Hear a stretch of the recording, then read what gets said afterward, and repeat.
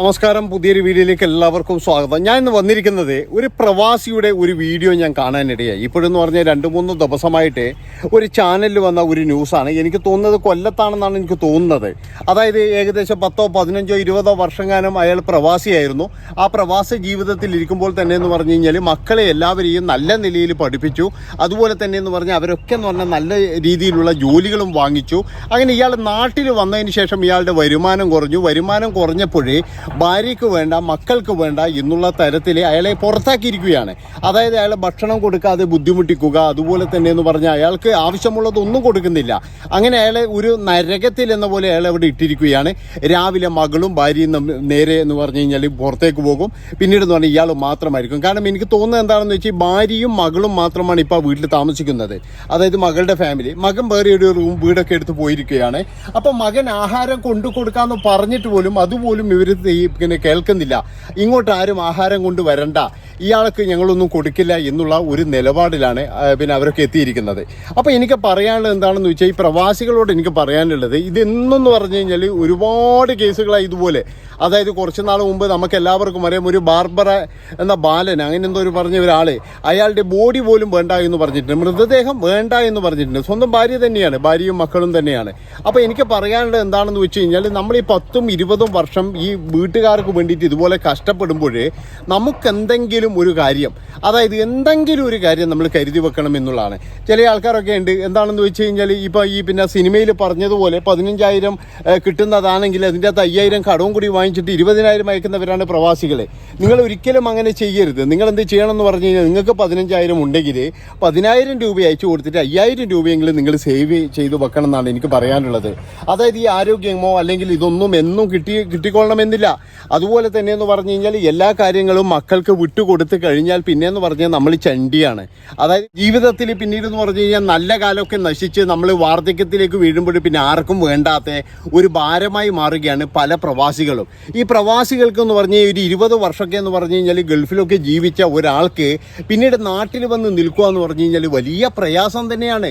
അതായത് ഒരാളെ അറിയില്ല, ഒരാൾ അംഗീകരിക്കത്തില്ല, ഒരു കൂട്ടുകാരില്ല, നാട്ടുകാരില്ല, വീട്ടുകാരില്ല, ഇങ്ങനെയൊരു അവസ്ഥയാണ് പ്രവാസികൾക്ക്. തീർത്തും ഒറ്റപ്പെട്ട ഒരു സ്ഥിതി തന്നെയാണ്. കാരണം എന്താണെന്ന് വെച്ചാൽ നാട്ടുകാരൊക്കെ അവരവരുടെ ആൾക്കാരായി, അവരവരുടെ കൂട്ടുകാരായി അവരങ്ങ് പോകും എന്നുള്ളതാണ്.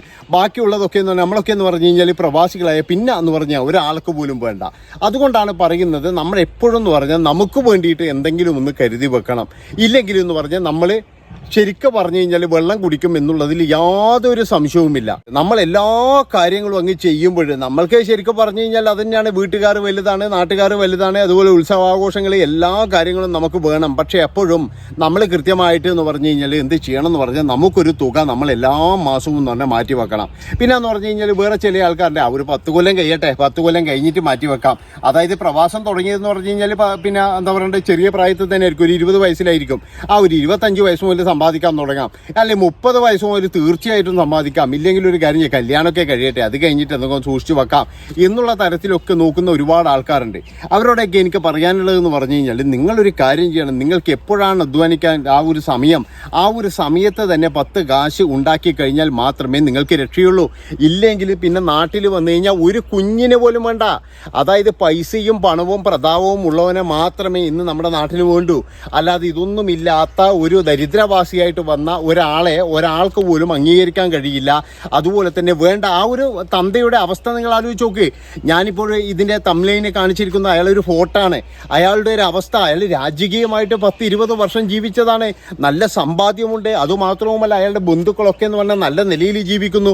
അയാളുടെ ജ്യേഷ്ഠനും അനുജനും ഒക്കെ എന്ന് പറഞ്ഞാൽ നല്ല വലിയ വീടും അതുപോലെ തന്നെ എല്ലാ സൗകര്യങ്ങളും കൂടി ജീവിക്കുന്നു. ഇദ്ദേഹം മാത്രം എന്ത് ചെയ്തു എന്ന് പറഞ്ഞു കഴിഞ്ഞാൽ, എല്ലാം ഭാര്യയുടെ പേരിലങ്ങ് എഴുതി കൊടുത്തു, മക്കൾക്ക് ആവശ്യമുള്ളതെല്ലാം കൊടുത്തു. ഇദ്ദേഹത്തിൻ്റെ കയ്യിലായിട്ട് ഒരു നീക്കിയിരിപ്പും വെച്ചില്ല. അതുകൊണ്ട് തന്നെയാണ് ഇന്നിങ്ങനെ അധികപ്പറ്റായിട്ട് മാറിയിരിക്കുന്നത് എന്നുള്ളതാണ്.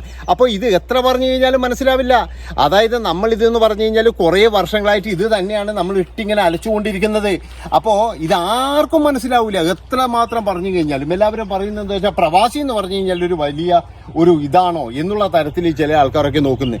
അപ്പോൾ എനിക്ക് പറയാനുള്ളത് എന്താണെന്ന് വെച്ചാൽ, നമ്മൾ പ്രവാസികൾ എന്ന് പറഞ്ഞു കഴിഞ്ഞാൽ ഒരു അധികപ്പറ്റാണ്. ഈ നാട്ടിൽ തന്നെ ഒരു അധികപ്പറ്റാണെന്ന് ഞാൻ പറയുള്ളൂ. ഒരു കാര്യത്തിനും നമ്മളെ പിന്നീട് ആരും വിളിക്കത്തില്ല. നമ്മളെ പൈസ ഉണ്ടെങ്കിൽ എല്ലാവരും ചുറ്റും കൂടും എന്നല്ലാതെ പൈസ ഇല്ലെങ്കിൽ പട്ടിയുടെ വില പോലും ഉണ്ടാവില്ല എന്നാണ് എനിക്ക് പറയാനുള്ളത്. അത് തന്നെയാണ് ഇയാൾക്ക് സംഭവിച്ചത്. ഇയാളുടെ കയ്യിൽ ശരിക്കും ഒരു പിന്നെ എന്താണ് ബാങ്ക് ബാലൻസ് ഉണ്ടെങ്കിലോ ഇല്ലെങ്കിലോ എന്ന് പറഞ്ഞാൽ അയാൾക്കൊരു എന്താ പറയുക വീടും കാര്യങ്ങളൊക്കെ അയാളുടെ പേരിലാണെങ്കിൽ ഇയാളൊന്നും പറയില്ല. ഒരു പ്രവാസി ഗൾഫിൽ പോയി കഴിഞ്ഞാൽ പിന്നെയെന്ന് പറഞ്ഞു കഴിഞ്ഞാൽ അവൻ നാടിനെ പറ്റി ചിന്തിക്കേണ്ട. ചില ആൾക്കാരൊക്കെ 2 വർഷമേ ഞാൻ നിൽക്കുള്ളൂ, 2 വർഷം കഴിഞ്ഞാൽ ഞാൻ തിരിച്ചു വരും എന്നൊക്കെ പറഞ്ഞിട്ടാണ് എല്ലാവരും പോകുന്നത്. 20 കൊല്ലം കഴിഞ്ഞാലും അവൻ അവിടുന്ന് കരകയറാൻ പറ്റൂല എന്നുള്ളതാണ്. കാരണം എന്താണെന്ന് വെച്ച് കഴിഞ്ഞാൽ അവിടെ ചെന്ന് കാല് കുത്തിയപ്പോൾ തന്നെ ആവശ്യങ്ങൾ ഇങ്ങനെ കൂടുകയാണ്. കല്യാണ ആവശ്യങ്ങളായിട്ടും ഉത്സവ ആവശ്യങ്ങളായിട്ടും വീടായിട്ടും അതുപോലെ പഠിത്തമായിട്ടും ഇങ്ങനെയൊക്കെ ആയിട്ട് ആവശ്യങ്ങൾ ഇങ്ങനെ കൂടിക്കൊണ്ടിരിക്കും എന്നുള്ളതാണ്. അവിടെ പിന്നെ നമ്മളൊക്കെ പഴയ പോലെയൊന്നല്ല ഗൾഫ്. ഇപ്പോഴെന്ന് പറഞ്ഞു കഴിഞ്ഞാൽ 40-45 വയസ്സ് കഴിഞ്ഞാൽ അവിടെയും ആൾക്കാരെ വേണ്ട. അവരൊക്കെ എന്ന് പറഞ്ഞാൽ 45 വയസ്സിലൊക്കെ എന്ന് പറഞ്ഞു കഴിഞ്ഞാൽ എല്ലാവരെയും കയറ്റി വിടാനാണ് നോക്കുന്നത്. അവർക്ക് എന്താണെന്ന് വെച്ചാൽ അവർക്ക് ഫ്രഷ് ആയിട്ടുള്ള ആളെ കിട്ടണം. അതായത് പണ്ടേ ഉള്ള ഈ രോഗവും പിടിച്ച് നിൽക്കുന്ന ആൾക്കാർ ഇവർക്ക് വേണ്ട. അതുകൊണ്ട് തന്നെ 45 വയസ്സ് 50 വയസ്സാകുമ്പോഴേക്കും നമ്മളെല്ലാവരും നാട്ടിൽ വരേണ്ടി വരും എന്നുള്ളതാണ്. അപ്പോൾ ഞാൻ പറഞ്ഞു വരുന്നത് എന്താണെന്ന് വെച്ചാൽ അതുകൊണ്ട് എൻ്റെ പൊന്നു പ്രവാസികളെ, നിങ്ങൾ എന്തെങ്കിലും സമ്പാദിച്ചു കഴിഞ്ഞാൽ ഇപ്പോഴത്തെ ഭാര്യയുടെയോ മക്കളുടെയോ സ്നേഹം ഒന്നും നിങ്ങൾ നോക്കണ്ട. അതൊക്കെ പോകും. ഇപ്പം ഈ മനുഷ്യൻ തന്നെ പറയുന്നത് കേട്ടില്ലേ, പൊന്നുപോലെ വളർത്തിയതാണ് ഞാൻ എൻ്റെ മക്കളെ. ഒരാളെ MBA വരെ പഠിപ്പിച്ചു, ഒരാളെ BSc വരെ പഠിപ്പിച്ചു. എന്നിട്ട് എന്ത് കാര്യം കിട്ടി അങ്ങേർക്ക് ഒരു കാര്യവും കിട്ടിയില്ല. പഠിപ്പിക്കാനും അതിനൊക്കെ എന്ന് പറഞ്ഞാൽ അങ്ങേര് ഒരുപാട് പൈസ ചിലവാക്കി. ഇവരൊക്കെ കല്യാണവും കഴിപ്പിച്ചു കൊടുത്തു, സകലതും ചെയ്തു കൊടുത്തു. എന്നിട്ട് അയാൾ നാട്ടിൽ വന്നപ്പോൾ ഇവർക്ക് ആർക്കും വേണ്ട എന്നുള്ളതാണ്. ഒരാൾക്ക് പോലും അയാളെ വേണ്ട. അയാളെ തിരിഞ്ഞു നോക്കുന്നില്ല. അയാൾക്കൊരു പട്ടിയുടെ വില പോലും വീട്ടിലില്ലാതെ. അപ്പം നാട്ടുകാരൊക്കെ ഇടപെട്ടിരിക്കുകയാണ്. അപ്പം നാട്ടുകാരൊക്കെ ഇടപെട്ടിട്ട് ഇനി എന്താകും സ്ഥിതി എന്നൊന്നും അറിയില്ല. അയാൾ എവിടെയെങ്കിലും കൊണ്ടാക്കാനാണോ? അത് നിങ്ങളൊന്ന് ആലോചിച്ച് നോക്കണം. ഇത്രയും വർഷം അയാൾ കഷ്ടപ്പെട്ട് ജോലി ചെയ്ത് ഉണ്ടാക്കിയ വീട്ടിൽ അയാൾക്ക് കിടന്നുറങ്ങാൻ കഴിയാതെ അയാൾ വേറെ എവിടെയെങ്കിലും പോയി താമസിക്കട്ടെ എന്ന്. അതായത് ഏതെങ്കിലും അനാഥാലയത്തിലോ എവിടെയെങ്കിലും പോയിട്ട് ആ മനുഷ്യൻ താമസിച്ചോട്ടെ, ഇവിടെ താമസിക്കണ്ട എന്നുള്ള ഒരു നിലപാടാണ് വരുന്നത് എന്നുള്ളതാണ്. അപ്പോൾ ഇതുകൊണ്ടാണ് ഞാൻ പറയുന്നത്, എഴുതി കൊടുത്തു കഴിഞ്ഞാൽ പിന്നെ നിങ്ങൾക്കൊരു പട്ടീൻ്റെ വിലയുണ്ടാവില്ല. അപ്പോൾ എഴുതി കൊടുക്കാണ്ട് നിന്നിട്ടുണ്ടെങ്കിൽ നിങ്ങൾക്ക് എല്ലാം ഉണ്ടാകും. ഈ മനുഷ്യൻ്റെ പേരിലെങ്ങനെ വീടെങ്കിൽ ഈ മനുഷ്യൻ വരച്ച വരയിൽ അവരെല്ലാവരും നിർത്തിച്ചേനെ അവിടുന്ന്. ഇന്ന് ആ സ്ത്രീയൊക്കെ എന്ന് പറഞ്ഞു കഴിഞ്ഞാൽ ഇയാളുടെ ഭാര്യയാണെന്നാണ് തോന്നുന്നത്. വടിയൊക്കെ എടുത്തിട്ട് അടിക്കുകയൊക്കെ ചെയ്യുന്നുണ്ട് ഇയാളെ നടന്ന്. ഇതൊക്കെ കണ്ടപ്പോഴും ശരിക്കും പറഞ്ഞു കഴിഞ്ഞാൽ ആ സ്ത്രീയൊക്കെ സമൂഹത്തിന് മുന്നിലേക്ക് കൊണ്ടുവരുവേണ്ടത്.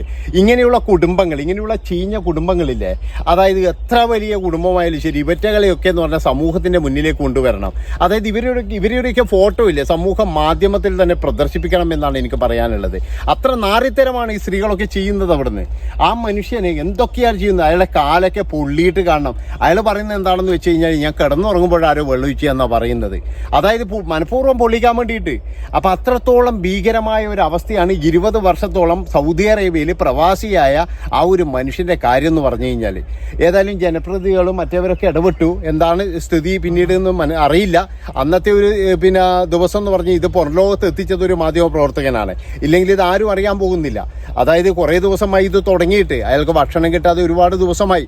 ഇപ്പോൾ തന്നെയും മാധ്യമ പ്രവർത്തകൻ ഇത് ചോദിക്കുമ്പോൾ തന്നെ അയാൾ പറയുന്നത് 2 ദിവസമായി ഭക്ഷണം കഴിച്ചിട്ട് ഇന്നലെ ഏതോ ഒരു അനുജൻ്റെ വീട്ടിൽ നിന്നും ദോശ കൊണ്ടു കൊടുത്തു എന്നാണ് അയാളോട് പറയുന്നത്. അപ്പം അങ്ങനെയാണ് ഈ പ്രവാസികളുടെ ജീവിതം എന്ന് പറഞ്ഞു കഴിഞ്ഞാൽ. ഇപ്പോൾ ഒരുപാട് കേസായി. ഈ ഒരു കേസൊന്നുമല്ല, നിരവധി കേസുകളുണ്ട്. കുറേ കേസുകൾ ഇങ്ങനെ വന്നുകൊണ്ടിരിക്കുകയാണ്. ആവുന്ന കാലത്തെന്ന് പറഞ്ഞാൽ എല്ലാം ഭാര്യയ്ക്കും മക്കൾക്കും വേണ്ടിയിട്ട് അങ്ങ് അയച്ചു കൊടുക്കും. അതുപോലെ നാട്ടുകാർക്ക് മുഴുവൻ, ബന്ധുക്കൾക്ക് മുഴുവൻ അങ്ങ് അയച്ചു കൊടുക്കും. എന്താണെന്ന് വെച്ചാൽ ഇവരൊക്കെ വിചാരം എന്താ വെച്ചാൽ ഈ സ്നേഹം എന്ന് പറഞ്ഞു കഴിഞ്ഞാൽ എന്നും കിട്ടും എന്നുള്ളതാണ്. അതായത് ഈ എയർപോർട്ടിൽ എത്തുമ്പോഴേക്കും എന്ന് പറഞ്ഞാൽ നമ്മളെ കെട്ടിപ്പിടിക്കാനും മൂക്കാനും എല്ലാവരും വരും. പക്ഷേ പൈസ തീർന്നു കഴിഞ്ഞാൽ പിന്നെ ഒരു കുഞ്ഞുങ്ങളുണ്ടാവില്ല. അതുപോലെ തന്നെയാണ് നിർത്തി വരും എന്ന് പറഞ്ഞു കഴിഞ്ഞാൽ പിന്നെ ഒരാൾ പോലും മൈൻഡ് ചെയ്യത്തില്ല. എന്താണെന്ന് വെച്ചാൽ നിർത്തി വരുന്ന പ്രവാസികൾ ഒരാൾക്കും വേണ്ട. അതുകൊണ്ടാണ്, അല്ലാതെ വേറെ ഒന്നുമല്ല. ഈ ലീവിന് വന്നതാണ്. ഇപ്പോൾ ആദ്യം തന്നെ വന്നു കഴിഞ്ഞപ്പോൾ എന്താണ് ചോദിക്കുന്നത്? നിങ്ങൾ എപ്പോഴാണ് തിരിച്ചു പോകുക എന്നാണ് ആദ്യം ചോദിക്കുന്നത്. അതെന്തുകൊണ്ടാണെന്ന് വെച്ച് കഴിഞ്ഞാൽ ഇനി അടുത്ത വരവ് വരുമ്പോഴും എന്തെങ്കിലും കിട്ടുമല്ലോ, അതിനു വേണ്ടിയിട്ടാണ് ചോദിക്കുന്നത്. അതുകൊണ്ടാണ് ഞാൻ പറയുന്നത്, നിങ്ങൾ സ്നേഹിച്ചോ, പക്ഷേങ്കിൽ നിങ്ങൾ ഒരുപാട് ആർഭാടമാക്കി ഒരുപാട് സാധനങ്ങൾ വാങ്ങിച്ച് ചില മലയാളികളുടെ അവസ്ഥ കാണുമ്പോൾ നമുക്ക് തന്നെ കഷ്ടം തോന്നും. അതായത് 2-3 ബോക്സ് സാധനങ്ങൾ എന്താണെന്ന് വെച്ച് കഴിഞ്ഞാൽ ഇത് കൊണ്ടു കൊടുത്തില്ലെങ്കിൽ എന്തോ ഒരു കുറവ് പോലെയാണ്. ഇത് കൊടുത്തില്ലെങ്കിൽ അവരെന്ത് വിചാരിക്കും, എന്ത് കരുതും, ഇത് പിന്നെ നോക്കിയിരിക്കുന്ന കുറേ ആൾക്കാരില്ലേ എന്നുള്ളത് പോലെയാണ്. എൻ്റെ പൊന്ന പ്രവാസികളെ, നിങ്ങൾ ജീവിക്കുന്നതിലും നല്ല അന്തസ്സായിട്ടാണ് ഇവിടെയുള്ള ആൾക്കാർ ജീവിക്കുന്നത്. അത് നിങ്ങളെല്ലാവരും ആലോചിച്ചിട്ടുണ്ടോ? അവർക്ക് എല്ലാ സാധനവും ഇവിടെ ഗൾഫിൻ്റെ എല്ലാ സാധനവും ഇന്ന് എല്ലാ സ്ഥലത്തും കിട്ടുന്നുണ്ട്. അവർ അതൊക്കെ വാങ്ങിച്ച് അടിച്ചു പൊളിച്ച് ജീവിക്കുമ്പോഴും നിങ്ങളിങ്ങനെ ഒന്നും തിന്നാതെ കുടിക്കാതെ കുബ്ബൂസും അതുപോലെ സാമൂലി അടിച്ചിട്ട് ഇങ്ങനെ ജീവിച്ചിട്ട് വല്ല കാര്യമുണ്ടാ? അതുകൊണ്ടാണ് ഞാൻ പറയുന്നത്, നിങ്ങൾ ദൈവത്തോർത്തിട്ട് ഇങ്ങനെ വാങ്ങിച്ചു കൊണ്ടുവന്നിട്ട് കൊടുക്കുന്ന പരിപാടി നിർത്തണം. അതായത് എല്ലാവരും ജോലിയുണ്ട്, എല്ലാവരും ജോലി ചെയ്യുന്നുണ്ട്. നിങ്ങൾ ഈ സംഭവമൊക്കെ നിർത്തിയിട്ട് നിങ്ങൾക്ക് വേണ്ടിയിട്ട് നിങ്ങൾ ജീവിക്കുക. കുറച്ചൊക്കെ എന്ന് പറഞ്ഞാൽ സമ്പാദിക്കുക, കുറച്ച് പൈസ വീട്ടിലേക്ക് അയച്ചു കൊടുക്കുക. അതുമാത്രമാണ് ചെയ്യേണ്ടത്. അപ്പോൾ ഇത്രയും പറഞ്ഞുകൊണ്ട് ഈ ഒരു വീഡിയോ ഇവിടെ വെച്ച് വൈൻഡപ്പ് ചെയ്യാണ്. ഏതായാലും അയാൾക്ക് ഇനി എന്താണ് സംഭവിച്ചതെന്ന് ഒന്നുകൂടി ഞാൻ വരുന്നതായിരിക്കും നിങ്ങളുടെ മുന്നിൽ. നന്ദി, നമസ്കാരം.